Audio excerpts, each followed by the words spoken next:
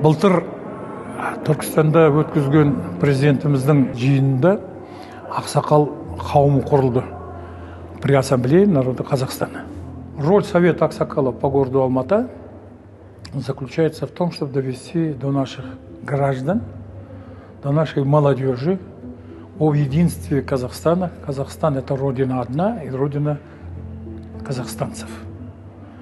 Поэтому мы стараемся, когда собираемся, встречаемся с этнокультурными центрами, руководителей там, учебные заведения, школьные заведения, на предприятиях, медвузах, медицинских учреждениях, железнодорожных учреждениях всегда стараемся довести, что единство – это есть процветание нашего Казахстана. У нас в Ассамблее народа Казахстана есть определенная группа аксакалов, которые своей творческой деятельностью оказывают влияние на молодежь, которые помогают ориентироваться молодежи на сплочение между людьми разных этносов, помогает развитию культур, развитию отношений между людьми, которые в конечном итоге должны приводить к положительным результатам.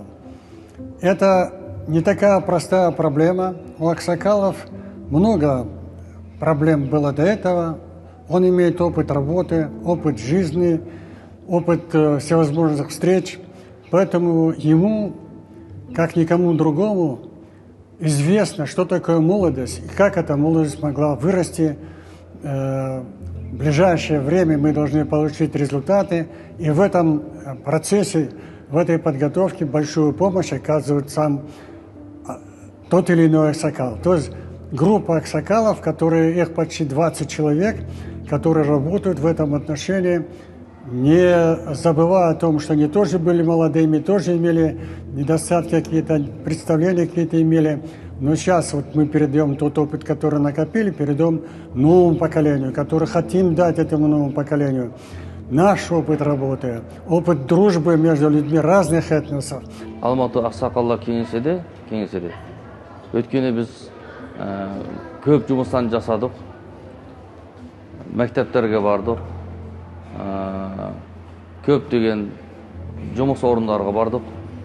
Сол барыс жарыянда президентіміз Қасым-Жомарт Тоқаевтың бір халық, бір ел деген темасында жаңа Қазақстан адал азамат деп бәр жерлерде өзіміздің бірлік, ынтымақтылық, тоғырлық, әр ұлттарының өзінің өсіп жатқан ұрпақтарына дұрыс тәрбиелеп, еліміз Қазақстанның әр түрлі экономика жағынан болсын,